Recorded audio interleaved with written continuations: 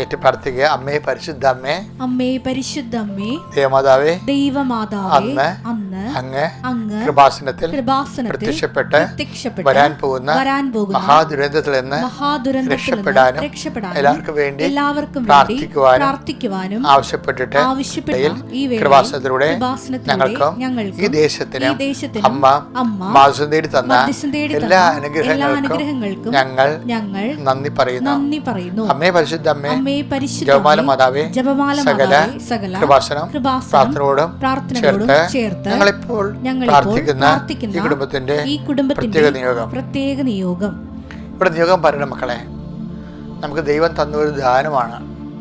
ഇങ്ങനെ എല്ലാ ദിവസവും എഴുന്നേറ്റ് കർത്താവിന്റെ തിരുസന്നിധിയിൽ നിയോഗത്തിന്റെ പ്രാർത്ഥന നടത്താൻ എല്ലാ വിഷയവും എന്ന് പറയണം. കണ്ടുമുട്ടുന്ന വ്യക്തികൾ, പോകുന്ന സ്ഥാപനങ്ങൾ, ചെയ്യാൻ പോകുന്ന പ്രവർത്തനങ്ങൾ, കൊടുക്കുന്ന ഉപദേശങ്ങൾ, നിർദ്ദേശങ്ങൾ, ഫോൺ വിളികൾ, ആരെയൊക്കെ വിളിക്കാൻ ഉദ്ദേശിക്കുന്നു, എന്തിനെല്ലാം കാര്യങ്ങൾ പറയാൻ ഉദ്ദേശിക്കുന്നു, അതെല്ലാം പറയണം. എല്ലാത്തിനെയും കൂടെ ദൈവം അവൈഡാവും. കടകമ്പോളങ്ങൾ സന്ദർശിക്കുന്ന സ്ഥലങ്ങൾ, ചന്തയിൽ പോകുന്നുണ്ടെങ്കിൽ അത് പറയണം, കച്ചവടത്തിന് പോകുന്നുണ്ടെങ്കിൽ അത് പറയണം, എല്ലാം പറയണം. ഇനി എന്തെങ്കിലും സാധനങ്ങൾ നിങ്ങൾ ഉണ്ടാക്കുന്നവരാണ്, വ്യവസായികളാണെങ്കിൽ അത് പറയണം.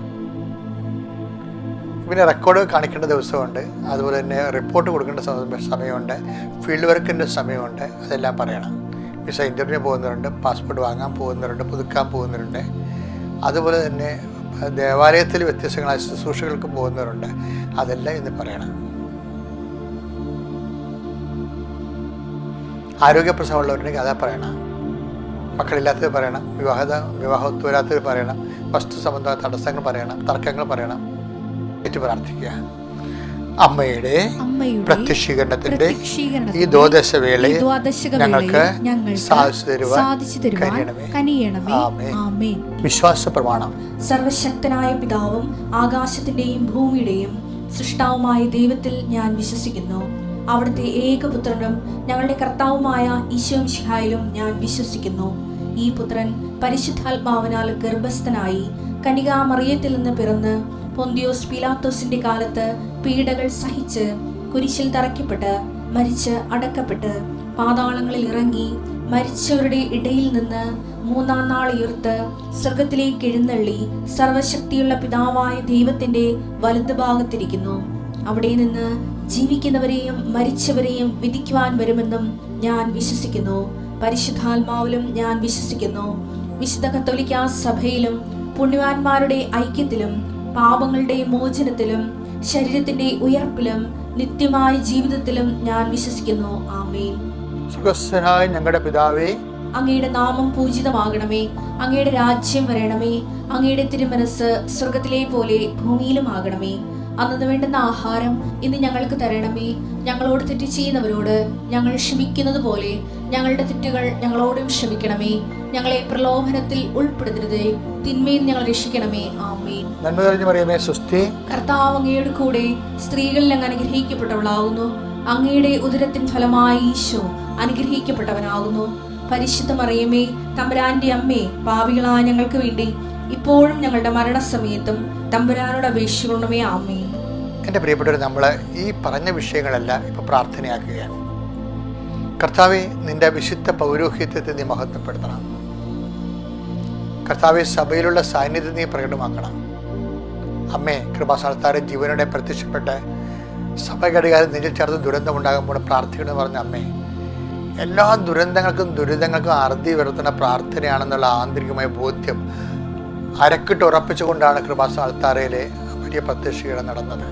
ഞങ്ങൾ ഇപ്പോഴും ആ ഒരു അടിസ്ഥാനത്തിൽ അമ്മയുടെ പ്രത്യക്ഷീകരണത്തിൻ്റെ യോഗ്യതയാൽ അതിനെ ആശ്രയിച്ച് പ്രാർത്ഥിച്ചതിൻ്റെ ആധ്യാത്മികത അനുവർത്തിച്ച് സുവിശേഷത്തിൻ്റെ സാക്ഷിയായി ജീവിക്കുന്ന എല്ലാ മക്കളെയും, അവിടെ ഉച്ച തൊട്ട് ഉള്ളംകാല് വരെ ഉണ്ടാകുന്ന എല്ലാ കോശങ്ങളെയും കർത്താവിൻ്റെ രക്തത്താൽ സ്പർശിക്കട്ടെ. അവിടെ ആന്തരിക രോഗം, വാതരോഗങ്ങൾ, പിത്തരോഗങ്ങൾ, അതുപോലെ തന്നെ അസ്ഥിരോഗങ്ങൾ, അസ്ഥി വിട്ടിരിക്കുന്നവർ, അതും അപകടത്തിൽപ്പെട്ടിരിക്കുന്നവർ എല്ലാവരെയും അമ്മയെ, പരിശുദ്ധ അമ്മ അവർക്ക് വേണ്ടി മധ്യസ്ഥ വഹിക്കുകയും കർത്താവിൻ്റെ അടിപ്പിടറിൻ്റെ സൗഖ്യം അവർ അനുഭവിക്കുകയും ചെയ്യണമെന്ന് പ്രാർത്ഥിക്കുന്നു. കർത്താവ് മുടി കൊഴിച്ചിൽ പോലും ചിലർക്ക് ഭയങ്കരമായ മാനസിക ഭാരവും ഡിപ്രഷൻ തരുന്ന ഒരു ജീവിതാവസ്ഥയാണ്. കർത്താവ് ശാരീരികമായ പരിമിതികളെക്കുറിച്ചുള്ള അവരുടെ ആകുലതയുള്ളവരുണ്ട്. ഈശോയെ, പലതരത്തിലുള്ള പരിമിതികളുള്ളവരുടെ ആകുലതകളെ ഇപ്പോഴും അങ്ങനെ തിരിച്ച് സമർപ്പിക്കുന്നു. കർത്താവെ, നീ വിചാരിച്ച അവർക്ക് രണ്ട് തരത്തിൽ, അവർക്ക് ഡയറക്റ്റായിട്ട് ഫിസിക്കൽ സൗഖ്യം കൊടുക്കാം, അല്ലെങ്കിൽ അത് അക്സെപ്റ്റ് ചെയ്യാനുള്ള ആന്തരികമായ അഭിഷേകം കൊടുക്കാം. ദൈവം എല്ലാം നിൻ്റെതാണ്, ക്രിസ്തു എല്ലാമാണ്, എല്ലാവരിലുമാണ്. ക്രോസസ് 3:11 വായിക്കുമ്പോൾ കർത്താവിൻ്റെ ശക്തി എല്ലാവരിലേക്കും ആവശ്യിക്കാൻ, എല്ലാ തരത്തിലുമുള്ള ആൾക്കാരെ സഹായിക്കാൻ വേണ്ടി കർത്താവെ, help those who are all kind of troubles ഒന്ന് കുറച്ച് 1:4 എഴുതിയിരിക്കുന്ന പോലെ എല്ലാ തരത്തിലും വിഷം അനുഭവിക്കുന്നവരെ അഡ്രസ്സ് ചെയ്യണം. നിൻ്റെ സാന്ത്വനം അവർക്ക് എത്തിക്കണം. നീ ആഗ്രഹിക്കുന്നത് ദൈവത്തിൻ്റെ വചനത്തിൻ്റെ ഏറ്റവും വലിയ വെളിപാടായിട്ട് ഈ ദാസൻ പരിഗണിക്കുകയും അങ്ങനെയുള്ള എല്ലാ മക്കൾക്ക് വേണ്ടി പ്രാർത്ഥിക്കുന്ന നടത്താൻ, സഞ്ചരിക്കുന്നവർക്ക് വേണ്ടി പ്രാർത്ഥിക്കുന്നു, കിടപ്പുകൾക്ക് വേണ്ടി പ്രാർത്ഥിക്കുന്നു, ബൈസ്റ്റാൻഡേഴ്സിന് വേണ്ടി പ്രാർത്ഥിക്കുന്നു, കെയർടേക്കേഴ്സിന് വേണ്ടി പ്രാർത്ഥിക്കുന്നു. അതുപോലെ തന്നെ ഓഫീസിൽ പോകുന്നവർ, വിദ്യാർത്ഥികൾ, അധ്യാപകർ, അവരുടെ ജോലി ചെയ്യുന്നവരുടെ ഓരോരുത്തരും ജോലികൾ അവർക്ക് വലിയ മാനസികമായ ഭാരം നൽകുന്നവരുണ്ട്. ഈ നശിച്ച് ജോലി വീട്ടിൽ പോയാൽ മതിയായിരുന്നു, വേറൊരു ജോലി കിട്ടിയാൽ മതിയെന്ന് അങ്ങനെ ട്രൈ ചെയ്യുന്നവരുണ്ട്. കാരണം അവരുടെ ജീവിത സാഹചര്യമാണ്, അവർക്ക് കുടുംബമില്ല, കുഞ്ഞുങ്ങളായിട്ട് ജീവിക്കാൻ പറ്റണില്ല, ആ ഭർത്താവുമായിട്ട് ജീവിക്കാൻ പറ്റില്ല, ഭാര്യയുമായിട്ട് ജീവിക്കാൻ പറ്റണില്ല. അങ്ങനെ ഒരുമിച്ച് ജീവിക്കാനൊരു കുടുംബജീവിതം ഇല്ലാത്തതിൻ്റെ പേരിൽ അവർ അനുഭവിക്കുന്ന പ്രയാസങ്ങളുണ്ട്. അവർ ഭർത്താവ് ഭാര്യ ഉണ്ടെങ്കിൽ ഒരു കുഞ്ഞില്ലാത്തതിൻ്റെ വേദന വളരെ ശക്തമായ രീതിയിൽ അനുഭവിക്കുന്ന മക്കളുണ്ട്. അതുപോലെ തന്നെ പ്രായമായ മാതാപിതാക്കന്മാർ നോക്കാൻ കഴിയുന്നില്ലല്ലോ എന്നുള്ള കുറ്റബോധം അനുഭവിക്കുന്നവരുണ്ട്. അതിനെല്ലാം കർത്താവ് ഞങ്ങളുടെ തിരുസേന സഹോദരൻ പ്രാർത്ഥിക്കണേ. ചിലർക്ക് എന്താണ് തീരുമാനം എടുക്കണമെന്ന് പോലും അറിയാൻ പാടില്ല. എന്ത് ചെയ്യും, ഇങ്ങനെ ഓരോ ദിവസവും ഇരുണ്ടും വെളുത്തും പോകണമെന്നല്ലാതെ ഈ ഒരു കാര്യത്തിനും നീക്കുപോക്കില്ല എന്ന് വിചാരിച്ചിട്ട് നിരാശപ്പെട്ട് വിഷമിച്ച് നിശ്വസിക്കുന്നവരുണ്ട്. അവരെ എല്ലാവരെയും പരിശുദ്ധമ്മ ദേവമാതാവിൻ്റെ മാധ്യസ്ഥതയിൽ കൊണ്ടുവന്നുകൊണ്ട് കർത്താവിൻ്റെ നാമത്തെ സമർപ്പിച്ചുകൊണ്ട് ദൈവത്തിൻ്റെ കരുണ, സൗഖ്യം, സമാധാനം, സന്ധിപ്പ്, സമാശ്വാസം അവർക്ക് ലഭിക്കട്ടെ എന്ന് പ്രാർത്ഥിച്ചുകൊണ്ട് പിതാവിൻ്റെയും പുത്രൻ്റെയും പരിശുദ്ധനാമത്തിൽ ഞാൻ അവരെ ഈശ്വരനാമത്തെ ആശീർവദിക്കുന്നു. പ്രിയപ്പെട്ടവരെ, നമ്മൾ ഇന്ന് വായിക്കുന്ന വചനം യോഹന്നാന്റെ സുവിശേഷം 19:25 യേശുവിൻ്റെ അമ്മ കുരിശിൻ്റെ ചുവട് നിന്നിരുന്ന മഹാവചനങ്ങളാണ്. നമുക്ക് വായിച്ചു കേൾക്കാം. യേശുവിൻ്റെ കുരിശിനരികെ അവൻ്റെ അമ്മയും അമ്മയുടെ സഹോദരിയും ക്ലോപ്പാസിൻ്റെ ഭാര്യ മറിയവും മഗ്ദലന മറിയവും നിൽക്കുന്നുണ്ടായിരുന്നു. അതായത് യോഹന്നാന്റെ സുവിശേഷമാണ് 19:25.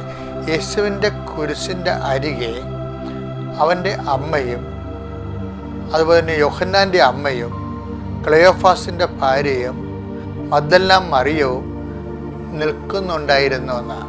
ഇപ്പം ഞാൻ എപ്പോഴും വായിക്കുമ്പോഴാണ് എനിക്കൊരു മനസ്സ് വരുന്നത്, നിൽക്കുന്നുണ്ടായിരുന്നു എന്നുള്ള വചനമില്ലേ, അവർ ശരിക്കും പറഞ്ഞാൽ കർത്താവ് കുരിശിൽ കിടന്നത് 3 മണിക്കൂർ സമയമാണ്. ഈ 3 മണിക്കൂർ സമയവും അവർ നിൽക്കുകയായിരുന്നു. ചിലപ്പോൾ ഇരുന്ന് കാണും, എവിടെയെങ്കിലും കാല് കിടക്കുമല്ലോ മനുഷ്യനെ. ഞാൻ ഇങ്ങനെ സിമ്പിളായിട്ട് പറയണതല്ല, പക്ഷേ സുവിശേഷം കോട്ട് ചെയ്തിരിക്കുന്നതും സുവിശേഷത്തിൻ്റെ യോഹന്നാൻ്റെ ക്യാമറ ശ്രദ്ധിച്ചിരിക്കുന്നതും മാതാവ് കൂടെ നിന്നു എന്നുള്ളതാണ്. നിൽക്കുമ്പോൾ എന്താ അവൻ ഇതാ കർത്താവിൻ്റെ ദാസി ഒരിക്കലും ഇരിക്കത്തില്ലല്ല, ജോലി ചെയ്യുന്നവർ ഇരിക്കത്തില്ല ഒരിക്കലും. ഇപ്പം നമ്മൾ സായിക്കടലൊക്കെ ചെന്നില്ല, അവിടുത്തെ സമരം നടക്കണത് എന്തുകൊണ്ടാണ്? അവർക്ക് ഇരിക്കാൻ സമയം കൊടുക്കാത്തത് കൊണ്ടല്ലേ. ആലപ്പുഴ അങ്ങോട്ട് സമരം നടന്നായിരുന്നു, ഞങ്ങൾക്ക് ഇരിക്കണമെന്നും പറഞ്ഞിട്ടുണ്ട്. അത് തെറ്റണമെന്നല്ല സംഭവം. അപ്പോഴേ പല സ്ഥലങ്ങളിലും നമ്മൾ നോക്കുമ്പോൾ സെക്യൂരിറ്റിക്കാരൊക്കെ നിൽക്കുകയാണ് ചെയ്യണത്. സെക്യൂരിറ്റിക്കാർക്ക് ഇരുന്ന് ഞാൻ കണ്ടിട്ടില്ല, രാത്രി മുഴുവൻ നിൽക്കുന്നവരുടെ കണ്ടിട്ടുണ്ട്. ചില ഹോട്ടലിലൊക്കെ ബൈസ്റ്റാൻഡേഴ്സ് നിൽക്കണായിട്ടല്ലേ, അവർ നിൽക്കും. എങ്ങനെ നിൽക്കും? അവർ എത്ര മണിക്കൂർ നിൽക്കും? അങ്ങനെ നിന്ന് ജോലി ചെയ്യുന്ന എല്ലാവരും ഇരിക്കാൻ പറ്റാതിരിക്കുന്ന അനേകം മക്കളുണ്ട്. ഞാൻ അവരുടെ ജോലിയെക്കുറിച്ച് പറയുകയല്ല പറഞ്ഞത്, മറിച്ച് കർത്താവ് എപ്പോഴും പറഞ്ഞൊരു സംഭവമുണ്ട്. എന്താണ്? പിതാവേ, ഭൂമിയിൽ ഞാൻ അങ്ങയെ മഹത്വപ്പെടുത്തി. 17:4 യോഹന്നാന്റെ സുവിശേഷം. അങ്ങനെ ഏൽപ്പിച്ച ജോലി ഞാൻ പൂർത്തിയാക്കിയെന്നാണ്. അപ്പം ജോലി ഇപ്പം ചില പറയല്ലേ, എൻ്റെ അച്ഛ അലക്കൊഴിഞ്ഞിട്ട് കുടിയിൽ പോകാൻ പറ്റണില്ലെന്ന് പറയാം. മൈനാത്തമ്മയുടെ പണ്ടത്തെ ഭാഷയിൽ അലക്കൊഴിഞ്ഞിട്ട് കുടിയിൽ പോകാൻ പറ്റണില്ല. വെച്ചാൽ നിരന്തര അധ്വാനമാണ്. ഞാൻ ഉറങ്ങിയിട്ടില്ല എന്നൊക്കെ ചില ആൾക്കാർ പറയത്തില്ലേ. ഞാനൊന്നും ഉറങ്ങിയിട്ടില്ല, എൻ്റെ കണ്ണൊന്നും അടച്ചിട്ടില്ല. രാത്രി മുഴുവനും കുഞ്ഞിന് പനിയായിരുന്നു, അപ്പൻ രാത്രി മുഴുവൻ ചുമയായിരുന്നു. അപ്പം ഇങ്ങനെ ഓരോ ഭാര്യമാരും ഭർത്താക്കന്മാരും ഒക്കെ ഇങ്ങനെ പറയും, അമ്മമാർ പറയും, അവരുടെ അമ്മമാർ പറയും. അപ്പോൾ ഇങ്ങനെയൊക്കെ ഉള്ള കഠിനാധ്വാന സമയത്ത് നിങ്ങൾ അമ്മയോടുകൂടെയാണ് നിങ്ങളുടെ സങ്കടങ്ങൾ ചേർത്ത് വെക്കണം. നിങ്ങൾ കർത്താവിൻ്റെ കുരിശിനെ ചുവട്ട് നിങ്ങൾക്ക് ക്ലേശകരമായ ഒരു ടൈം വന്ന് ഇരിക്ക പോലും പറ്റാത്തൊരു സമയം വന്നാൽ നിങ്ങൾ ഓർക്കേണ്ടത്, നിങ്ങൾ കർത്താവിൻ്റെ കുരിശിൻ്റെ ചുവട്ടിൽ അമ്മയോട് ചേർന്ന് ക്ലെയോഫാസിൻ്റെ ഭാര്യയും മഗ്ദലേന മറിയവും അതുപോലെ തന്നെ യോഹന്നാൻ്റെ അമ്മയൊക്കെ നിന്നിരുന്ന പോലെ നിങ്ങളെ ദൈവം കർത്താവിൻ്റെ കുരിശിൻ്റെ ചുവട്ടിൽ നിൽക്കുകയാണ്. അപ്പോൾ നിങ്ങൾ ഇനി ഇരിക്കാൻ പറ്റാത്തൊരു സാഹചര്യത്തിൽ ജോലി ചെയ്യേണ്ടി വരുമ്പോഴൊക്കെ ഓർക്കണം നിങ്ങൾ കുരിശിൻ്റെ ചുവട്ടിലാണെന്ന്. കുരിശിൻ്റെ ചുവട്ടിൽ അങ്ങനെ നിൽക്കാൻ പറ്റത്തില്ല മക്കളെ. ദൈവം നമ്മൾ നിർത്താൻ നമുക്ക് നിൽക്കാൻ പറ്റത്തില്ല. അപ്പം നിങ്ങൾ ചിന്തിക്കേണ്ടത്, ഇന്ന് എനിക്ക് വിശ്രമമുള്ള ജോലിയാണ്, ദൈവമാണ് എന്നെ ഈ കുരിശിൻ്റെ ചുവട്ടിൽ നിർത്തിയിരിക്കുന്നത്. ഞാൻ ഈ ജോലി പൂർത്തിയാക്കും. കർത്താവേ, എന്നെ ഏൽപ്പിച്ച ജോലി പൂർത്തിയാക്കാൻ ക്രിസ്തുവിനെ പോലെ എന്നെ അഭിഷേകം ചെയ്യണമേ. ഞാനിപ്പോൾ പ്രാർത്ഥിക്കുന്നു കർത്താവേ, യോഹന്നാൻ 17:4 പ്രാർത്ഥിക്കുന്നു. കർത്താവേ, അവിശ്രമം ജോലി ചെയ്യുന്ന അനേകം മക്കളുണ്ട്. ഒട്ടി പോലും ചെയ്താലും പിന്നെയും കടങ്ങൾ ബാക്കി നിൽക്കുന്ന മക്കളുണ്ട്. ഒരു ഉറങ്ങാൻ പറ്റാത്ത ആൾക്കാരുണ്ട്. ഇങ്ങനെ വ്യത്യസ്തങ്ങളായ കഠിനാധ്വാനം ചെയ്യുന്നവരെല്ലാം കുരിശിൻ്റെ ചുവട്ടിൽ നിൽക്കുന്നവരാണ്, മറിയത്തിൻ്റെ കൂടെ നിൽക്കുന്നവരാണെന്ന് അങ്ങ് ഇപ്പോൾ അടയാളപ്പെടുത്തി തന്നതിന് നന്ദി പറയുന്നു. കർത്താവേ, അത് ഓർക്കാനും അങ്ങനെ നിർത്തപ്പെടുമ്പോൾ അവർ നിൽക്കുകയല്ല, ദൈവം അവരെ നിർത്തുകയാണ്. ദൈവത്തിൻ്റെ ഉദ്ദേശം അവൻ്റെ നാമത്തിൽ വിശ്വസിക്കുന്നവർക്കെല്ലാം ദൈവമക്കളാണ് കഴിവ് നൽകുന്ന സ്ഥലമാണ് കുരിശ്. കുരിശിനെ നമ്മൾ എപ്പോൾ നിർത്തിപ്പെട്ടാലും ദൈവം എന്നെ എംപവർ ചെയ്യാൻ ശക്തീകരിക്കണം എന്നുള്ള ബോധ്യത്തിൽ കർത്താവ് നൽകപ്പെട്ടിരിക്കുന്ന എല്ലാ സകല സാഹചര്യം ഓർത്തുകൊണ്ട് തന്നെ ശ്രദ്ധിക്കുന്നു. എൻ്റെ പേര് ജാൻസി സിജിൻ. ഞാൻ കൊല്ലത്ത് നിന്നാണ് വരുന്നത്. ഞാൻ 23/4/2022 ഇവിടെ ആദ്യമായിട്ട് ഉടമ്പടി എടുക്കാനായിട്ട് വന്നത്. ആദ്യമായിട്ട് കൃപാസനത്തെക്കുറിച്ച് ഞാൻ കേൾക്കുന്നത് 2018 അതായത് എൻ്റെ മൂത്ത മോളെ പ്രസവിച്ചു കിടന്ന സമയത്താണ് ഞാൻ കേൾക്കുന്നത്. പക്ഷേ പത്രം വായിച്ചിട്ട് എനിക്കൊന്നും മനസ്സിലായില്ല. ഉടമ്പടി എടുത്തു, ഉദ്ദിഷ്ടകാര്യം സാധിച്ചിട്ട് എന്താണ് ഉടമ്പടി എന്നും ഒന്നും എനിക്ക് അറിയില്ലായിരുന്നു ആ സമയത്ത്. ഞാൻ ഉടമ്പടിയെക്കുറിച്ച് അന്വേഷിച്ചപ്പോൾ എന്തൊക്കെയോ കണ്ടീഷൻസ് പാലിക്കണം എന്നൊക്കെയാണ് അറിയാവുന്നവർ പറഞ്ഞത്. പക്ഷേ ഞാൻ കണ്ടീഷൻസ് പാലിച്ചാലേ ദൈവം പ്രാർത്ഥന കേൾക്കത്തോളോ എന്നുള്ളൊരു മൈൻഡായിരുന്നു. അതിനുശേഷം പിന്നെ ഒരുപാട് വർഷം കഴിഞ്ഞ് കൊറോണ വന്ന് സ്കൂളുകളെല്ലാം റീഓപ്പൺ ചെയ്ത സമയത്ത് എനിക്ക് സ്കൂൾ ടീച്ചറായിട്ട് ജോലി കിട്ടി. അപ്പോൾ എൻ്റെ സഹപ്രവർത്തകരായിട്ട് ജോലി ചെയ്യുന്ന ഒരു ടീച്ചർ പറഞ്ഞു, ആ കുട്ടിക്ക് ഉടമ്പടി എടുത്ത ഉടനെ തന്നെ ജോലി കിട്ടിയെന്ന് പറഞ്ഞു. ഞാൻ വിചാരിച്ചു എന്തായാലും പോയി എനിക്ക് ഉടമ്പടി എടുക്കണം, ഒരുപാട് പേര് പറയുന്നുണ്ടല്ലോ. അങ്ങനെ ഞാൻ വെക്കേഷനായപ്പോൾ ഏപ്രിൽ മാസത്തിൽ ഇവിടെ എൻ്റെ പപ്പായും ഹസ്ബൻഡും കുഞ്ഞുമായിട്ട് വന്നു. അങ്ങനെ ഇവിടെ വന്നപ്പോൾ പക്ഷേ എനിക്ക് അത്ര ഇൻട്രസ്റ്റ് ആയിട്ട് തോന്നിയില്ല, കാരണം എല്ലാത്തിനും പൈസ വാങ്ങിക്കുന്നുണ്ടല്ലോ എന്നാണ് ഞാൻ വിചാരിച്ചത്. പക്ഷേ അപ്പം തന്നെ എൻ്റെ മൈൻഡിൽ അതിനുള്ള ഉത്തരം വന്നു. ആരോ മനസ്സിലിരുന്ന് ചോദിച്ചു, നീ എന്തെങ്കിലും ഒരു സംരംഭം തുടങ്ങിയാൽ ഇതുപോലെ ആപ്ലിക്കേഷൻ ഫോമും പത്രമൊക്കെ നിനക്ക് ചുമ്മാ കിട്ടില്ലല്ലോ എന്ന് പറഞ്ഞു. അപ്പോഴാണ് എനിക്കും ബോധം വന്നത്. കാരണം ഞാൻ ടീച്ചറായി ജോലി ചെയ്യുന്നതിന് മുമ്പ് ഒരു DTP സെൻറ്ററിലായിരുന്നു ജോലി ചെയ്യുന്നത്. അപ്പോൾ എനിക്കറിയാം ഇതിൻ്റെ ചിലവും കാര്യങ്ങളും ഒക്കെ. അപ്പോൾ എൻ്റെ ആ മൈൻഡ് മാറിയിട്ട് ഞാൻ ഇവിടുന്ന് ഉടമ്പടി എടുത്തു. എൻ്റെ പപ്പായുടെ കിഡ്നിയിലൊരു മുഴയുണ്ടായിരുന്നു. അത് മാറാനായിട്ടാണ് ഞാൻ ആദ്യമായിട്ട് നിയോഗം വെച്ചത്. പപ്പായ്ക്ക് 2020 നവംബറിൽ ഒരു കിഡ്നിയിലൊരു മുഴ വന്നിട്ട് ഇതിനു മുമ്പ് ഓപ്പറേഷൻ കഴിഞ്ഞതായിരുന്നു. അത് തന്നെ റിസ്ക് എടുത്തിട്ടാണ് അവർ ചെയ്തത്. കാരണം പപ്പായ്ക്ക് മരുന്നിനോടൊക്കെ അലർജി ഉണ്ടായിരുന്നു, ആയുർവേദം മാത്രമേ പിടിക്കത്തുള്ളായിരുന്നു. അതുപോലെ തന്നെ ഏജും ഓവറായിരുന്നുകൊണ്ട് ഞങ്ങൾ പേടിച്ചാണ് ഓപ്പറേഷൻ അന്ന് എല്ലാവരും ചെയ്തത് തന്നെ. അപ്പോൾ വീണ്ടും ഒരു ഓപ്പറേഷൻ റിസ്ക്കാണ്. അതുകൊണ്ട് തന്നെ ഓപ്പറേഷൻ ഇല്ലാതെ തന്നെ മുഴ മാറി കിട്ടണമെന്ന് ഞാൻ ആദ്യമായിട്ട് നിയോഗം വെച്ചു. അങ്ങനെ ഇവിടുന്ന് ഉടമ്പടി എടുത്തു പോയി. അങ്ങനെ എനിക്ക് ഇതിനെക്കുറിച്ച് ആദ്യം അത്രയൊന്നും അറിയത്തില്ലായിരുന്നു, പ്രേക്ഷിത പ്രവർത്തനം എങ്ങനെയാണ് ചെയ്യേണ്ടതെന്നൊന്നും. ഞാൻ പ്രത്യക്ഷീകരണ പ്രാർത്ഥന, ഉടമ്പടി പ്രാർത്ഥന മുടങ്ങാതെ പഠിച്ചു, ഉപവാസം എടുത്തു. പിന്നെ പത്രം ഞാൻ ആദ്യം പകുതിയെ കൊടുത്തോളായിരുന്നു, എൻ്റെ സ്കൂളിലായിരുന്നു ഞാൻ കൊടുത്തത്. അങ്ങനെ എൻ്റെ പപ്പായ്ക്ക് RCC പോയി സ്കാൻ ചെയ്തപ്പോൾ അങ്ങനെ ഒരു മുഴയേ ഇല്ലായിരുന്നു പപ്പായ്ക്ക്. അതായത് കൊല്ലത്ത് സ്കാൻ ചെയ്തപ്പോൾ മുഴ ഉണ്ടായിരുന്നു. പിന്നീട് ഉടമ്പടി എടുത്തതിന് ശേഷം RCC പോയി സ്കാൻ ചെയ്തപ്പോൾ മുഴ അങ്ങനെ കാണിച്ചിട്ടില്ലായിരുന്നു അവിടെ. അപ്പോഴാണ് എനിക്കിതിൽ കൂടുതൽ വിശ്വാസമായത്. അങ്ങനെ ഞങ്ങൾക്ക് രണ്ടാമതൊരു കുഞ്ഞ് വേണമെന്ന് ഞാൻ ഹസ്ബൻഡും പ്രാർത്ഥിച്ചു ഒരുങ്ങി. കാരണം എൻ്റെ മൂത്ത മോൾക്ക് 1 വയസ്സ് 1 മാസമായിരുന്നു. അപ്പോൾ ഞാൻ രണ്ടാമത് പ്രഗ്നൻ്റ് ആയിരുന്നു. പക്ഷേ ഹാർട്ട് ബീറ്റ് ഇല്ലാത്തത് കാരണം കുഞ്ഞ് അബോർഷനായിപ്പോയി. അങ്ങനെ അതിനുശേഷം പിന്നെ ഒരുപാട് പ്രശ്നങ്ങളുണ്ടായിരുന്നു. പപ്പയുടെ ഓപ്പറേഷൻ, മമ്മിയുടെ മരണം, പിന്നെ ചേച്ചിയുടെ ഡെലിവറി. അപ്പോൾ എല്ലാം കഴിഞ്ഞ് ഞങ്ങൾ പ്രാർത്ഥിച്ചു ഒരുങ്ങി. അങ്ങനെ ഞാൻ ജൂൺ മാസം പ്രഗ്നൻ്റായി. അപ്പോഴേക്കും എനിക്ക് അടുത്ത അപ്പോയിൻമെൻറ്റ് ഓർഡർ കിട്ടിയായിരുന്നു. ഞാൻ ആദ്യം പാർട്ട് ടൈം ഡെയിലി വേജസിനായിരുന്നു കെയർ ചെയ്തത്. അപ്പോൾ രണ്ടാമത്തെ അധ്യയന വർഷത്തിലുള്ള അപ്പോയിൻമെൻറ്റ് ഓർഡർ കിട്ടി. അപ്പോൾ എല്ലാവരും പറഞ്ഞു എങ്ങനെയെങ്കിലും അവസാന മാസം വരെയെങ്കിലും എങ്ങനെയെങ്കിലും ജോലിക്ക് വരാൻ പറഞ്ഞു. പക്ഷേ എനിക്ക് ശാസ്താംകോട്ടയ്ക്ക് അടുത്ത് വരെ പോകണമായിരുന്നു. ഞാൻ റിസ്ക് എടുക്കാൻ തയ്യാറായില്ല. എനിക്ക് ഒരു DNC കഴിഞ്ഞതുകൊണ്ട് ഞാൻ ഒരിക്കലും റിസ്ക് എടുക്കാൻ തയ്യാറായില്ല. ജോലി പോകുന്നെങ്കിൽ പോട്ടെ, ഒരു കുഞ്ഞിന് പിന്നീട് കിട്ടത്തില്ല, ജോലി പിന്നെ ആയാലും കിട്ടുമല്ലോ എന്ന് കരുതി ഞാൻ അങ്ങനെ ജോലി റിസൈൻ ചെയ്തു. അങ്ങനെ പിന്നീട് വീട്ടിലിരിക്കുന്നപ്പോഴാണ് ഞാൻ കൂടുതൽ സാക്ഷ്യങ്ങൾ കേൾക്കാനായിട്ട് തുടങ്ങിയത്. എനിക്ക് അപ്പോഴെ വൊമിറ്റിങ്ങും ഗ്യാസിൻ്റെ പ്രശ്നങ്ങളും മാത്രമേ ഉണ്ടായിരുന്നുള്ളൂ ആ സമയത്ത്. ആദ്യത്തെ സ്കാനിങ്ങിൽ കുഴപ്പമില്ല, കുഞ്ഞിന് ഹാർട്ട് ബീറ്റ് ഉണ്ടായിരുന്നു. അങ്ങനെ ജൂലൈ 21 ദിവസം വന്നപ്പോൾ എനിക്ക് കുറച്ച് പേടി, കാരണം എനിക്ക് ആഘോഷം നടന്ന ദിവസമായിരുന്നു അത്. ഞാൻ ഒരു ടെൻഷൻ പിടിച്ച ആളായിരുന്നു, എന്തെങ്കിലും കേട്ടാൽ തന്നെ അപ്പോൾ എന്തെങ്കിലും ഒരു പ്രശ്നം വരുമോ എന്ന് പെട്ടെന്ന് ഞാൻ ചിന്തിച്ചു. അങ്ങനെ പ്രശ്നങ്ങളൊന്നും വന്നില്ല. പക്ഷേ ജൂലൈ 27 ഒരു ഉച്ച സമയത്ത് ഞാൻ ഒരു സാക്ഷ്യം കേട്ടുകൊണ്ടിരിക്കുകയായിരുന്നു. പാരമ്പര്യമായിട്ട് അവർ ഡോക്ടേഴ്സായിരുന്നു. അതിൽ ഒരു ഗൈനക്കോളജിസ്റ്റിൻ്റെ കുഞ്ഞിന് 3-ാം മാസത്തിൽ ഡൗൺ സിൻഡ്രോം കണ്ടെത്തി, പിന്നീട് അത് ഭേദമായി. ഞാനിത് കേട്ടതും എനിക്ക് പേടിയായി, ഇനി എൻ്റെ കുഞ്ഞിന് 3-ാം മാസത്തിൽ വല്ല കുഴപ്പം കാണും, കാരണം എന്ത് കേട്ടാലും ഞാൻ ടെൻഷൻ അടിക്കുന്ന ഒരാളായിരുന്നു. എന്തായാലും മാതാവ് മാറ്റി തരുമായിരിക്കും, അങ്ങനെയൊന്നും വരല്ലേന്ന് പ്രാർത്ഥിച്ച് ഞാൻ ഡ്രസ്സ് കഴുകാനായിട്ട് പോയി. പെട്ടെന്ന് എനിക്ക് ഗ്യാസ് കയറി വൊമിറ്റിങ് വന്നു. വൊമിറ്റ് ചെയ്തപ്പോൾ ഗർഭിണികളുടെ വൊമിറ്റിങ് അറിയാമല്ലോ, അടിവയറ്റിയും സ്ട്രെസ് ചെയ്തുള്ള വൊമിറ്റിങ് ആയിരിക്കും. അപ്പം യൂറിനും കൂടി എനിക്ക് പോയി, ഒരുപാട് പോയി. അങ്ങനെ പെട്ടെന്ന് ഞാൻ ഡ്രസ്സൊന്നും മാറാൻ നിന്നില്ല, അങ്ങനെ കഴിക്കാനായിട്ടിരുന്നു. കഴിച്ചുകൊണ്ടിരുന്നപ്പോൾ പെട്ടെന്ന് എനിക്ക് എന്തോ എന്നിൽ നിന്ന് പോയതായിട്ട് എനിക്ക് തോന്നി. ഞാൻ പെട്ടെന്ന് എഴുന്നേറ്റ് നോക്കിയപ്പോൾ ഞാൻ ഇരുന്ന ചെയറും നിന്ന സ്ഥലവും എല്ലാം പെട്ടെന്ന് ബ്ലഡായി. ഒരു ക്ലോട്ടും വന്ന് താഴോട്ട് വീണു. എൻ്റെ കുഞ്ഞ് പോയെന്നും പറഞ്ഞ് പേടിച്ച് ഞാൻ പെട്ടെന്ന് നിലവിളിച്ച് കരഞ്ഞു. എൻ്റെ മോളും എൻ്റെ കൂടെ ഉണ്ടായിരുന്നു, അവളും കരയാൻ തുടങ്ങി. അങ്ങനെ ഞാൻ ഹോസ്പിറ്റലിലോട്ട് പോകാനായിട്ട് ഡ്രസ്സ് ചെയ്തിട്ട് ഞാൻ മാതാവിൻ്റെ മുമ്പിൽ വന്നതെന്ന് പറഞ്ഞു, മാതാവേ, എനിക്ക് ഒരു കുഞ്ഞിനെ നഷ്ടപ്പെട്ടതാണ്, അതിൻ്റെ വേദന എനിക്കിനിയും മാറില്ല, ഈ കുഞ്ഞിനെ കൂടി നഷ്ടപ്പെടുത്തരുത്. കുഞ്ഞിന് വേണ്ടിയാണ് ഞാൻ ജോലി പോലും വേണ്ടാന്ന് വെച്ചത്, എനിക്ക് ഈ കുഞ്ഞിനെ തിരിച്ച് കിട്ടിയേ പറ്റത്തുള്ളൂ, കുഞ്ഞില്ലാതെ എനിക്ക് വീട്ടിലോട്ട് കയറണ്ടെന്ന് തന്നെ ഞാൻ തീർത്തും പറഞ്ഞു. അങ്ങനെ ഞങ്ങൾ ഹോസ്പിറ്റലിൽ പോയി സ്കാൻ ചെയ്തപ്പോൾ റിപ്പോർട്ട് വന്നു. അങ്ങനെ ഞാൻ റിപ്പോർട്ട് നിറഞ്ഞ കണ്ണുകളോടെ ഞാൻ വായിക്കാൻ ശ്രമിച്ചത്. പക്ഷെ താഴോട്ട് ഞാൻ നോക്കില്ല, എനിക്ക് റിസൾട്ട് നോക്കാൻ പേടിയായിരുന്നു. മുകളിലോട്ട് ഞാൻ പെട്ടെന്ന് നോക്കിയപ്പോൾ പെട്ടെന്ന് ഒരു വാരി മാത്രം എൻ്റെ ശ്രദ്ധയിൽപ്പെട്ടു, കാർഡിയാക് ആക്ടിവിറ്റീസ് പ്രസൻറ്റ് എന്നുള്ളത്. കുഞ്ഞിന് ഹാർട്ട് ബീറ്റ് ഇപ്പോഴും ഉണ്ട്. ഞാൻ വഴിയിൽ നിന്ന് പൊട്ടിക്കരഞ്ഞു അത് വായിച്ചിട്ട്. അങ്ങനെ ഞാൻ ഹോസ്പിറ്റലിൽ കുറേ പ്രതീക്ഷയോടെയാണ് പോയത്. പക്ഷെ അവിടെ ചെന്നപ്പോൾ ഡോക്ടർ പക്ഷേ എന്നെ നിരാശപ്പെടുത്തി. കാരണം കുഞ്ഞിന് ഹാർട്ട് ബീറ്റ് ഉണ്ട്, എന്നാലും സെർവിക്കൽ ലെങ്ത് കുറവാണ്, 3 ഉള്ളൂ, 4 വേണം.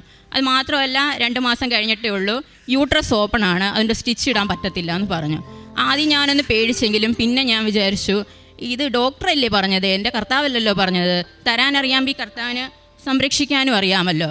അതുകൊണ്ട് ഞാൻ ധൈര്യത്തോടുകൂടി നിന്ന് ഞാൻ അങ്ങനെ അഡ്മിറ്റായി.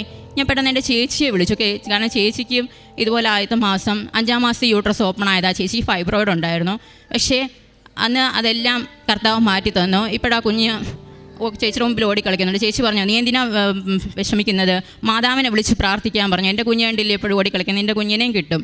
അങ്ങനെ ഞാൻ കൃപാസന അമ്മയോട് നേർച്ചയായിരുന്നു, മാതാവേ, എൻ്റെ കുഞ്ഞിന് പൂർണ്ണ ആരോഗ്യത്തോടു കൂടി തരുവാണെങ്കിൽ കുഞ്ഞിനെയും കൊണ്ടുവന്ന് ഞാൻ സാക്ഷ്യപ്പെടുത്തിക്കോളാം എന്ന് നേർച്ച നേർന്നു. അങ്ങനെ ഞാൻ അഡ്മിറ്റായി. പിറ്റേന്ന് ഞാൻ ഓൺലൈൻ ഉടമ്പടിയാണ് പിന്നീട് എടുത്തത്, കാരണം എൻ്റെ ഉടമ്പടിയുടെ ഡേറ്റ് കഴിഞ്ഞിരുന്നു, കാലാവധി കഴിഞ്ഞിരുന്നു. എനിക്ക് കംപ്ലീറ്റ് ബെഡ് റെസ്റ്റ് പറഞ്ഞിരിക്കുന്നതുകൊണ്ട് ട്രാവൽ ചെയ്യാൻ പറ്റാത്തതുകൊണ്ട് ഞാൻ ഓൺലൈൻ ഉടമ്പടി എടുത്തു. എൻ്റെ കയ്യിൽ ഉടമ്പടി തൈലവും കൊന്തയും ഉപ്പും പിന്നെ പത്രങ്ങളും മാത്രമേ ഉണ്ടായിരുന്നുള്ളൂ. ഉടമ്പടി തൈലം എന്നും ഞാൻ വയറ്റിൽ പുരട്ടി പ്രാർത്ഥിക്കായിരുന്നു. അതുവരെ മാതാവിൻ്റെ കൊന്ത ചൊല്ല എനിക്ക് ഇച്ചിരി മടിയുണ്ടായിരുന്നു. പക്ഷേ പിന്നീട് അങ്ങോട്ട് ഞാൻ മാതാവിൻ്റെ കൊന്തയെ പഠിച്ചിട്ടുള്ളൂ. യൂട്യൂബ് തുറന്നാൽ ഞാൻ കുക്കിങ്ങോ എന്തെങ്കിലും കോമഡിയൊക്കെ കാണാനേ ഞാൻ എടുത്തിട്ടുള്ളൂ. പക്ഷേ പിന്നീട് അങ്ങോട്ട് ഞാൻ സാക്ഷ്യം കാണാൻ മാത്രമാണ് യൂട്യൂബ് തുറന്നിട്ടുള്ളത്. സാക്ഷ്യങ്ങൾ കണ്ടു, ഇഷ്ടംപോലെ സാക്ഷ്യങ്ങൾ കണ്ടു, ഷെയർ ചെയ്തു. അങ്ങനെ ചൊവ്വാഴ്ചത്തെ ധ്യാനം എല്ലാം ഓൺലൈനായിട്ട് കൂടി. അങ്ങനെ എനിക്ക് ഹോസ്പിറ്റലിൽ കിടന്നപ്പോൾ തന്നെ ഓഗസ്റ്റ് 1-ാം തീയതി ആയപ്പോൾ രാവിലെ പെട്ടെന്ന് വീണ്ടും ഒരു ക്ലോട്ട് പോയി. പെട്ടെന്ന് ഞാൻ ആദ്യം ഒന്ന് പേടിച്ചു. എങ്കിലും പിന്നീട് എനിക്ക് വീൽ ചെയർ വന്നു സ്കാൻ ചെയ്യാനായിട്ട്. അപ്പോൾ ഞാൻ ചേഞ്ച് ചെയ്യാൻ പോയപ്പോൾ ക്ലോട്ട് ആദ്യം പോയ അത്രയില്ല. അപ്പം ഞാൻ വിചാരിച്ചു എനിക്ക് പേടിപ്പിക്കാൻ വേണ്ടി വന്നതായിരിക്കും, ഇത് എന്തായാലും എൻ്റെ കുഞ്ഞിന് ഒരു കുഴപ്പവും തന്നെയില്ല, കാരണം ഒരു ഗർഭിണിയുടെ എല്ലാ ലക്ഷണങ്ങളും ഇപ്പോഴും എനിക്കുണ്ട്, ആ മനംപുരട്ടലും എല്ലാം ഉണ്ട്. അങ്ങനെ ഞാൻ ധൈര്യത്തോടു കൂടി കാശ് രൂപ മുറുക്കെ പിടിച്ചുകൊണ്ട് തന്നെ ഞാൻ സ്കാനിങ് റൂമിലോട്ട് പോയി. അങ്ങനെ റിപ്പോർട്ട് വന്നപ്പോൾ കുഞ്ഞിന് ഹാർട്ട് ബീറ്റ് ഉണ്ട്, പക്ഷേ ഈ ബ്ലീഡിങ് അതുപോലെ തന്നെയുണ്ട്. പക്ഷേ 3-ാമത്തെ റിസൾട്ടാണ് എന്നെ ഞെട്ടിച്ച് കളഞ്ഞത്. കാരണം ഓപ്പണായിട്ടിരുന്ന യൂട്രസ് ക്ലോസ്ഡ് എന്നാണ് റിപ്പോർട്ട് വന്നത്. അപ്പോൾ എനിക്ക് സന്തോഷമായി, കാരണം യൂട്രസ് ഓപ്പൺ ആയിട്ടിരുന്നതായിരുന്നു എൻ്റെ ആദ്യത്തെ ഏറ്റവും വലിയ പ്രശ്നം. കാരണം എഴുന്നേറ്റ് നടക്കാനൊക്കെ ബുദ്ധിമുട്ടായിരുന്നു അങ്ങനെ വരുമ്പോൾ. അങ്ങനെ പിന്നെ അവർ പ്രസവം വരെ ഈ ഒന്നെങ്കിൽ ബ്ലീഡിങ് മാറുന്നവരെ അല്ലെങ്കിൽ പ്രസവം വരെ ഹോസ്പിറ്റലിൽ അഡ്മിറ്റ് ആവാൻ പറഞ്ഞു. പക്ഷേ ഞങ്ങൾക്ക് നിവർത്തിയില്ല. എനിക്ക് അമ്മയില്ല കൂട്ടു നിൽക്കാനായിട്ട്. ഗവൺമെൻറ് ഹോസ്പിറ്റലായതുകൊണ്ട് ഹസ്ബൻഡും വന്ന് കൂട്ട് നിൽക്കാൻ പറ്റത്തില്ല. അങ്ങനെ ഞങ്ങൾ സ്വന്തം റിസ്കിൽ വീട്ടിൽ പോയി. അങ്ങനെ വീട്ടിൽ ചെന്നപ്പോൾ എനിക്ക് ഈ ബ്ലീഡിങ് മാറാത്തതിൽ വലിയ വിഷമം ഉണ്ടായിരുന്നു. അങ്ങനെ ഞാൻ വിഷമത്തോടുകൂടി ഞാൻ എപ്പോഴും വചനപ്പെട്ടി വിഷമം വരുമ്പോൾ എടുത്തു വെച്ച് നോക്കുമായിരുന്നു. അപ്പോൾ എനിക്ക് കിട്ടിയ വചനമാണ്, രക്ഷിക്കാനാവാത്ത വിധം എൻ്റെ കരം കുറുകിപ്പോയിട്ടില്ല എന്നുള്ളതാണ് എനിക്ക് കിട്ടിയത്. അങ്ങനെ പിന്നെ ഞാൻ ഈ ബ്ലീഡിങ് മാറി കിട്ടാൻ വേണ്ടി പ്രാർത്ഥിച്ചു. ഒരു ദിവസം രാവിലെ എനിക്ക് തൈറോയ്ഡ് ഉണ്ടായിരുന്നു. ഞാൻ തൈറോയിഡിൻ്റെ ഗുളിക കഴിച്ചിട്ട് ഞാൻ വീണ്ടും കിടന്നു. അങ്ങനെ ആ ഉറക്കത്തിൽ ഞാനൊരു സ്വപ്നം കാണുകയാണ്. ഞങ്ങളുടെ പ്രദേശത്ത് അവിടെ കൊല്ലത്ത് ചിന്നക്കടയിൽ തുയ്യം പള്ളിയുണ്ട്. അവിടെ സെൻറ്റ് സെബാസ്റ്റ്യൻ ചർച്ച് എന്നാണ് പേര്. പക്ഷേ കൈകെട്ടി ഈശോ എന്നാണ്, ഈശോയുടെ പള്ളി എന്നാണ് അതറിയപ്പെടുന്നത്. കാരണം കൈകെട്ടി ഈശോയുടെ ഒരു തിരുസ്വരൂപം അവിടെ ഉണ്ട്. അപ്പം ഞാൻ സ്വപ്നത്തിൽ കണ്ടത് എന്നെ ഏതോ ഒരു ആൻറ്റി വീൽ ചെയറിൽ ഉരുട്ടിക്കൊണ്ട് പോവുകയാണ്. പെട്ടെന്ന് ഈ കുരിശടിയിൽ മൊത്തം ജനങ്ങളാണ്. പക്ഷേ എന്നെ ആൻറ്റി ആ ആളുകളുടെ ഇടയിൽ കൂടെ എന്നെ ആ രൂപത്തിന് ഫ്രണ്ടിൽ കൊണ്ട് നിർത്തി. ഞാൻ ഞെട്ടിപ്പോയും അവിടെ ഈശോ വരുന്ന സ്ഥാനത്ത് മാതാവിരിക്കുന്നു. അവിടെ ഇഷ്ടം പോലെ പുഷ്പം വർഷിക്കുന്നുണ്ട് ആൾക്കാർ. പെട്ടെന്ന് ഒരു പിടി പൂക്കൾ എൻ്റെ കയ്യിൽ വന്ന് നിറഞ്ഞു. അങ്ങനെ ഞാൻ തിരിച്ച് ആ ആൻറ്റി എന്നെ വീൽ ചെയറുമായിട്ട് ഞങ്ങൾ വന്ന കാറിൻ്റെ അടുത്തോട്ട് പോയി. പെട്ടെന്ന് ഞാൻ കാറിൽ നിന്ന് വീൽ ചെയറിൽ ഞാൻ ഓടിച്ചാടി കാറിലോട്ട് കയറുന്നതാണ് ഞാൻ സ്വപ്നത്തിൽ കണ്ടത്. പെട്ടെന്ന് ഞാൻ ഞെട്ടി ഉണർന്ന് എഴുന്നേറ്റ് ഇതിൻ്റെ അർത്ഥം എന്തായിരിക്കുമെന്ന് ഞാൻ ചിന്തിച്ചു. പിന്നീട് എനിക്ക് മനസ്സിലായി എന്തുമായാലും എൻ്റെ അമ്മ എനിക്ക് ഇതെല്ലാം മാറ്റി തന്ന് നന്നായിട്ട് എഴുന്നേറ്റ് നടക്കാനുള്ള ആരോഗ്യം തരും എന്ന് തന്നെ ഞാൻ ഉറച്ചു വിശ്വസിച്ചു. അതുപോലെ തന്നെ 3.5 മാസമായപ്പം പെട്ടെന്ന് എനിക്ക് വൊമിറ്റിങ് വന്നപ്പോൾ എനിക്ക് ഈ വൊമിറ്റിങ് വരുന്നതായിരുന്നു ഏറ്റവും വലിയൊരു പേടി. കാരണം ആദ്യത്തെ വൊമിറ്റിങ് വന്നപ്പോഴാണ് ക്ലോട്ടും ബ്ലീഡിങ്ങും എല്ലാം പോയത്. അതിന് മുമ്പ് എനിക്ക് ഡേറ്റ് എടുത്ത് പ്രാർത്ഥിക്കുന്നതിനെക്കുറിച്ച് ഞാൻ യൂട്യൂബിൽ കണ്ടായിരുന്നു. അച്ഛൻ പറഞ്ഞ ഡേറ്റ് എടുത്ത് പ്രാർത്ഥിക്കുന്നത്. അങ്ങനെ ഞാൻ എൻ്റെ ബ്ലീഡിങ് മാറി കിട്ടാൻ വേണ്ടി ഓഗസ്റ്റ് 27 എന്നുള്ള ഡേറ്റ് എടുത്തു. കാരണം ജൂലൈ 27 എനിക്ക് ആദ്യം ബ്ലീഡിങ് വന്നത്. അപ്പം ഓഗസ്റ്റ് 27 ഡേറ്റ് എടുത്ത് ഞാൻ പ്രാർത്ഥിച്ചപ്പോൾ എനിക്ക് അന്ന് തന്നെ എൻ്റെ ബ്ലീഡിങ് മാറിക്കിട്ടി. അതിനുശേഷം പിന്നെ 3.5 കുഴപ്പമൊന്നുമില്ല, ബ്ലീഡിങ് ഒന്നും വന്നില്ല. 3.5 മാസമായപ്പോൾ എനിക്ക് പെട്ടെന്നൊരു വൊമിറ്റിങ് വന്നിട്ട് അത് കഴിഞ്ഞ് ഞാൻ കുളിക്കാൻ പോയപ്പോൾ ഞാൻ ഡ്രസ്സിൽ നോക്കിയപ്പോൾ ഒരു സ്പോട്ട് പോലെ എനിക്ക് കണ്ടു. പെട്ടെന്ന് ഞാൻ പേടിച്ചു. കാരണം 2ാമത് അബോഷനായപ്പോൾ ഇത് കണക്ക് സ്പോട്ട് വന്നിട്ടാണ് ഞാൻ പെട്ടെന്ന് ഹോസ്പിറ്റലിൽ പോയത്. അപ്പോൾ ഈ തവണ എനിക്ക് പക്ഷേ ഹോസ്പിറ്റലിൽ പോകാൻ കാരണം കാറിലേ എനിക്ക് പോകാൻ പറ്റൂ. ഞാൻ എൻ്റെ ആൻറ്റിയുടെ വീട്ടിലായിരുന്നു. അപ്പം പെട്ടെന്ന് ഹസ്ബൻഡും ഒന്നുമില്ല. ഞാൻ എന്ത് ചെയ്യുമെന്ന് ഇങ്ങനെ ആലോചിച്ചിരുന്നു. അപ്പോൾ എൻ്റെ ഡോക്ടറെ വിളിച്ച് ചോദിക്കാമെന്ന് വെച്ചാൽ ഡോക്ടറെ വാട്സപ്പിൽ മാത്രമേ കിട്ടത്തുള്ളൂ, രാത്രിയിലേ കിട്ടത്തുള്ളൂ. കാരണം ഗവൺമെൻറ്റിലായതുകൊണ്ട് പാടായിരുന്നു ഡോക്ടേഴ്സിനെ കിട്ടാനായിട്ടും. അങ്ങനെ ഞാൻ വിചാരിച്ചു എന്തായാലും പ്രാർത്ഥിക്കാം. ഉടമ്പടി തൈലമെടുത്ത് വയറ്റിൽ പുരട്ടി ഞാൻ പ്രത്യക്ഷീകരണ പ്രാർത്ഥനയും ചൊല്ലി കൊന്ത പഠിച്ചുകൊണ്ടിരുന്നു. എന്നിട്ട് ഞാൻ പറഞ്ഞു, മാതാവേ എൻ്റെ കുഞ്ഞ് ജീവനോടുണ്ടെന്ന് എനിക്കൊരു തെളിവ് തന്നാൽ മതിയെന്ന് ഞാൻ പറഞ്ഞു. അങ്ങനെ ഞാൻ പ്രാർത്ഥിച്ചുകൊണ്ടിരുന്ന സമയത്ത് കുഞ്ഞ് അനങ്ങാൻ തുടങ്ങി. നല്ല അനക്കം ഉണ്ടായിരുന്നു. അത് കഴിഞ്ഞിട്ട് ഞാൻ പെട്ടെന്ന് എനിക്ക് ഒരാശ്വാസത്തിന് വേണ്ടി ഞാൻ യൂട്യൂബ് തുറന്ന് എന്തെങ്കിലും സാക്ഷ്യം കിട്ടുമോ എന്ന് നോക്കി. അപ്പോൾ പെട്ടെന്ന് ഒരു സഹോദരിയുടെ സാക്ഷ്യം കണ്ടു. പ്രഗ്നൻ്റ് ആയിരുന്നപ്പോൾ ആക്സിഡൻറ്റ് പറ്റി, ഫൈബ്രോയിഡ് ഉണ്ടായിരുന്നു, എന്നെപ്പോലെ തന്നെ സബ്കോറിയോണിക് ഹെമറേജ് ഉണ്ടായിരുന്നു, ഈ ബ്ലീഡിങ് ഉണ്ടായിരുന്നു. അതൊക്കെ ഉണ്ടായിരുന്നിട്ടും അതെല്ലാം തരണം ചെയ്ത് ആ സഹോദരി കുഞ്ഞിനെ പ്രസവിച്ചു. അത് കണ്ടപ്പോൾ എനിക്ക് ഒന്നും കൂടി ധൈര്യമായി. എൻ്റെ മാതാവ് എന്തൊക്കെ പ്രശ്നങ്ങളുണ്ടായാലും എൻ്റെ കുഞ്ഞിനെ എനിക്ക് തിരിച്ചു തരും എന്ന് തന്നെ ഞാൻ ഉറച്ചു വിശ്വസിച്ചു. അങ്ങനെ 5ാം മാസം ആയപ്പോൾ എന്നോട് കുറച്ച് എഴുന്നേറ്റ് നടന്നോളാനൊക്കെ ഡോക്ടർ പറഞ്ഞു. സ്കാൻ ചെയ്ത് നോക്കിയിട്ട് എഴുന്നേറ്റ് നടക്കാനൊക്കെ പറഞ്ഞു. പിന്നെ 7ാം മാസം ആയപ്പോൾ എനിക്ക് പള്ളിയിൽ പോകാൻ പറ്റി. അതായിരുന്നു എനിക്ക് ഏറ്റവും സന്തോഷം. കാരണം പള്ളിയിൽ പോകാൻ എനിക്ക് പറ്റത്തില്ലായിരുന്നു. അങ്ങനെ പള്ളിയിൽ പോകാൻ പറ്റിയപ്പോൾ എനിക്ക് മാതാവിൻ്റെ കാരണം എനിക്ക് ഒഴിവാക്കാൻ പറ്റാത്തൊരു കല്യാണം വന്നു പെട്ടെന്ന്. അപ്പോൾ അടുത്ത് തന്നെയായിരുന്നു പള്ളി. മാതാവിൻ്റെ പള്ളിയിൽ തന്നെ പോകാനായിട്ട് എനിക്ക് അനുഗ്രഹം കിട്ടി. അങ്ങനെ പിന്നെ 8 മാസവും ഒരാഴ്ചയായപ്പോൾ എൻ്റെ അവസാനത്തെ സ്കാനിങ്, അതായത് ജാനുവരി 25 അങ്ങനെ സ്കാൻ ചെയ്തപ്പോൾ രാവിലെ ഞാൻ ഒരു 7:45 ഫുഡ് കഴിച്ചിട്ട് പോയി സ്കാൻ ചെയ്തു. അങ്ങനെ റിപ്പോർട്ട് വന്നപ്പോൾ കുഞ്ഞിന് ബ്രാഡികാർഡിയ എന്ന് എഴുതിയിരിക്കുന്നത് കണ്ടു. പെട്ടെന്ന് എനിക്ക് മനസ്സിലായില്ല. ഞാൻ നെറ്റ് സെർച്ച് ചെയ്ത് നോക്കിയപ്പോൾ കുഞ്ഞിന് 110 താഴെ ഹാർട്ട് ബീറ്റ് ഉണ്ടെന്ന് കാണുന്ന അവസ്ഥയാണ് ബ്രാഡികാർഡിയ, റിസ്ക് ആണെന്ന് കാണിച്ചു. അങ്ങനെ പെട്ടെന്ന് ഞാൻ അവിടെ ഉള്ളൊരു ഡോക്ടറെ ഞാൻ കണ്ടു. അപ്പോൾ കുഞ്ഞിന് ബ്രാഡികാർഡിയാണ്, അതുപോലെ തന്നെ കുഞ്ഞ് കുറുകെ കിടക്കുകയാണെന്ന് പറഞ്ഞു. അതുപോലെ കുഞ്ഞിൻ്റെ കഴുത്തിൽ ഒരു കോഡും ചുറ്റിയിട്ടുണ്ട്, ഇത് റിസ്ക് ആണ്. അവരൊന്നും കൂടി ഡോപ്ലർ വെച്ച് എന്നെ നോക്കിയിട്ട് ഇല്ല, കുഞ്ഞിന് ഹാർട്ട് ബീറ്റ് ഇടയ്ക്കിടയ്ക്ക് താണു പോകുന്നുണ്ട്, വേഗം തന്നെ പോയി SAT പോയി അഡ്മിറ്റ് ആവണമെന്ന് പറഞ്ഞിട്ട് ട്രിവാൻഡ്രം SATയിൽ പോയി. പക്ഷേ അവിടെ എനിക്ക് പോകാൻ ഒരു നിവൃത്തിയില്ലായിരുന്നു. കാരണം എപ്പോഴും അകത്തും പുറത്തും ആൾ വേണം. ഒന്നാമത് എൻ്റെ കൂടെ നിൽക്കാൻ ആരുമില്ല, പുരുഷന്മാരെ അകത്ത് കയറ്റത്തില്ല. അതുകൊണ്ട് ഞാൻ പ്രൈവറ്റ് ഹോസ്പിറ്റലിൽ പോകാൻ തീരുമാനിച്ചു. ഞങ്ങൾക്ക് കടബാധ്യത ഉണ്ടായിരുന്നെങ്കിലും എന്തായാലും ഞാൻ പോകാൻ തീരുമാനിച്ചു. കാരണം എൻ്റെ ആദ്യത്തെ മോളുടെ ഡെലിവറിയും അവിടെ വെച്ചായിരുന്നു. അപ്പോൾ എനിക്ക് ആദ്യത്തെ സിസേറിയൻ ആയിരുന്നു, അപ്പോൾ 2ാമതും സിസേറിയൻ തന്നെയാണ്. അതുകൊണ്ട് എനിക്ക് പെട്ടെന്ന് ഡെലിവറി നടത്തണമെന്ന് പറഞ്ഞ് അവരെന്നെ അങ്ങോട്ട് വിട്ടു. അങ്ങനെ അവിടെ ചെന്നപ്പോൾ ഡോക്ടർ ഇല്ലായിരുന്നു, അത് ഓപ്പറേഷൻ്റെ ദിവസമായിരുന്നു. പെട്ടെന്ന് എന്നോട് ലേബർ റൂമിലോട്ട് കയറാൻ പറഞ്ഞു, ഓർണമെൻറ്റ്സ് എല്ലാം ഊരാൻ പറഞ്ഞു. ഞാൻ ചോദിച്ചു കൊന്ത ധരിച്ചോട്ടേയും ചോദിച്ചു, അവർ കൊന്ത ധരിച്ചോളാൻ പറഞ്ഞു. അങ്ങനെ ലേബർ റൂമിൽ കയറുന്നതിന് മുമ്പ് ഞാൻ ഉടമ്പടി തൈലം വയറ്റിൽ പുരട്ടി.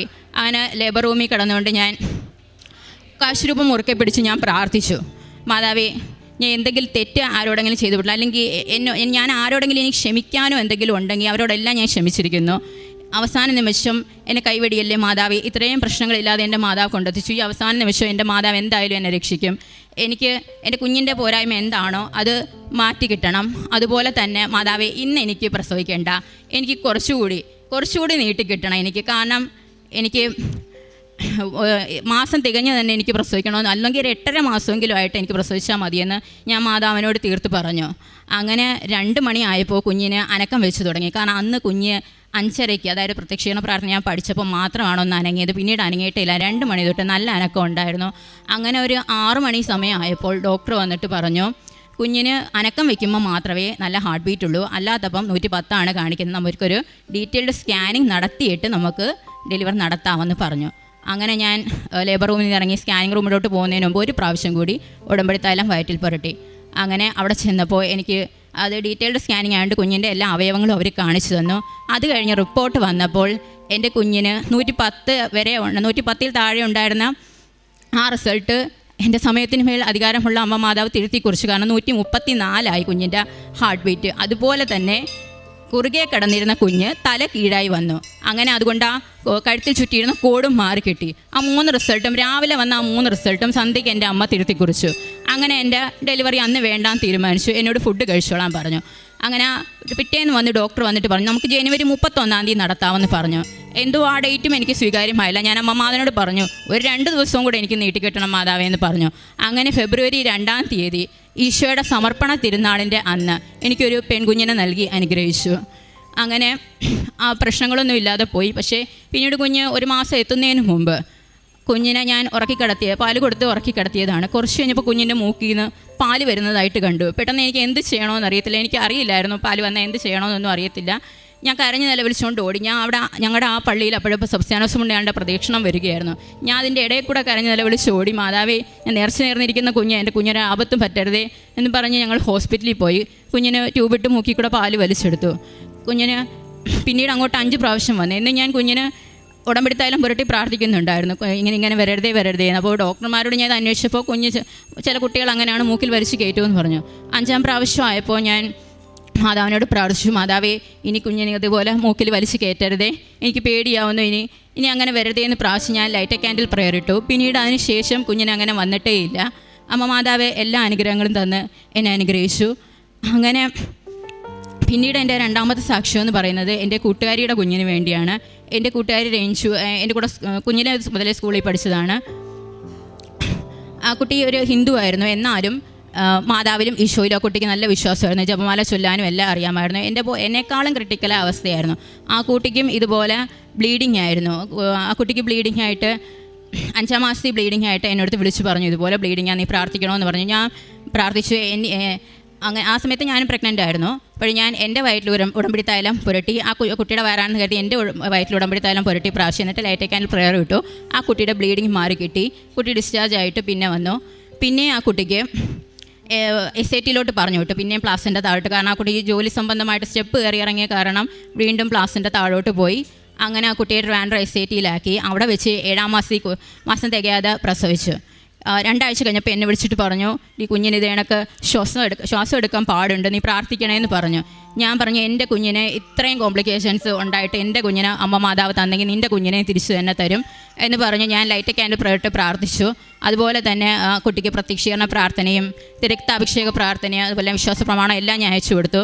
നീ ഇതെന്നും പ്രാർത്ഥിക്കണം, കുഞ്ഞിൻ്റെ അടുത്ത് പോയിട്ട് പ്രാർത്ഥിക്കണമെന്ന് പറഞ്ഞു.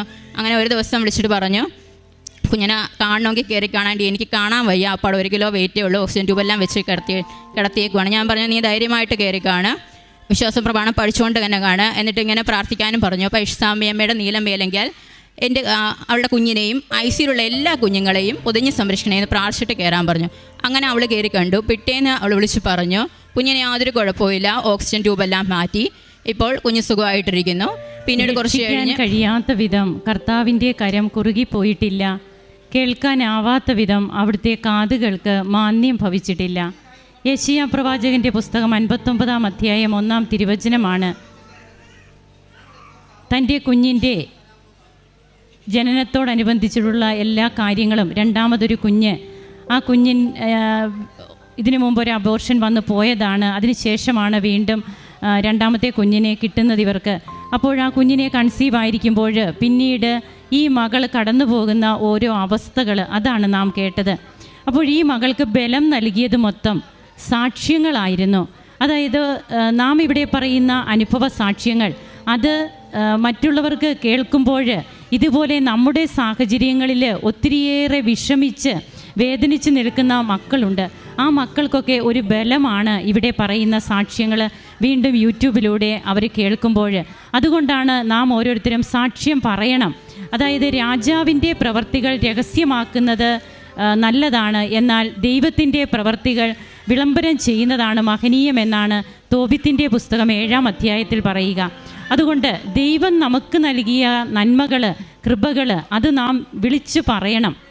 അങ്ങനെ വിളിച്ചു പറഞ്ഞ് ദൈവത്തിൻ്റെ നാമം മഹത്വപ്പെടുത്തണം. അപ്പോൾ ഈ മകൾക്ക് ആ സാക്ഷ്യങ്ങളാണ് ബലമേകിയതെന്നാണ് നാം കേട്ടത്. അങ്ങനെ തൻ്റെ കുഞ്ഞിൻ്റെ അവസ്ഥ വളരെയേറെ കോംപ്ലിക്കേറ്റഡ് ആയിട്ടുള്ള കണ്ടീഷൻസിലൊക്കെ 2 പ്രാവശ്യം കുഞ്ഞിന് ഹാർട്ട് ബീറ്റ് ഇല്ലാതാകുന്നു എന്നൊക്കെ പറയുന്നുണ്ട്. അതുപോലെ ബ്ലീഡിങ്, എക്സസ് ബ്ലീഡിംഗ് ഒക്കെ ഇടയ്ക്കിടയ്ക്ക് വരുന്നു. പിന്നീട് നാം കേൾക്കുന്നത് വീണ്ടും 8-ാം മാസം കുഞ്ഞ് വയറ്റിൽ കിടക്കുന്നത് വിലങ്ങനെ കിടക്കുന്നു. അതുപോലെ ആംബ്ലിക്കൽ കോഡ് കുഞ്ഞിന് കഴുത്തിൽ ചുറ്റിയിട്ടുണ്ട്. ഹാർട്ട് ബീറ്റ് ആണെങ്കിൽ ഇല്ല, അതായത് കുറവാണ്.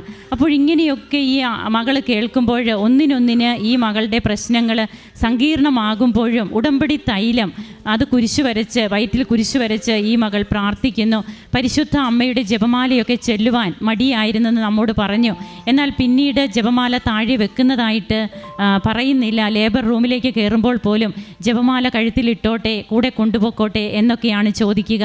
അങ്ങനെ ഉടമ്പടി കാശുരൂപം, ഉടമ്പടി തൈലം, ഇതിലൂടെയൊക്കെ ഈ മകളുടെ കുഞ്ഞ് പിന്നീട് രാവിലെ വരെ കണ്ടീഷൻ വേറെ ആയിരുന്ന കുഞ്ഞ് ഉച്ച കഴിഞ്ഞ് ഡീറ്റെയിൽ ആയിട്ടുള്ള സ്കാൻ ചെയ്യുമ്പോൾ ആ കുഞ്ഞിൻ്റെ എല്ലാ അവസ്ഥകളും മാറി വിലങ്ങനെ കിടന്ന കുഞ്ഞ് തലകീഴായി കിടക്കുന്നു. വീണ്ടും ഈ മകൾ ഓരോ പ്രാവശ്യവും ലൈറ്റ് എ ക്യാൻഡിൽ റിക്വസ്റ്റ് ഇട്ടാണ് പ്രാർത്ഥിക്കുന്നത്. കൃപാസനം അംഗീകരിച്ചിരിക്കുന്ന പ്രാർത്ഥനയാണ് light a candle prayer request online ഉടമ്പടി.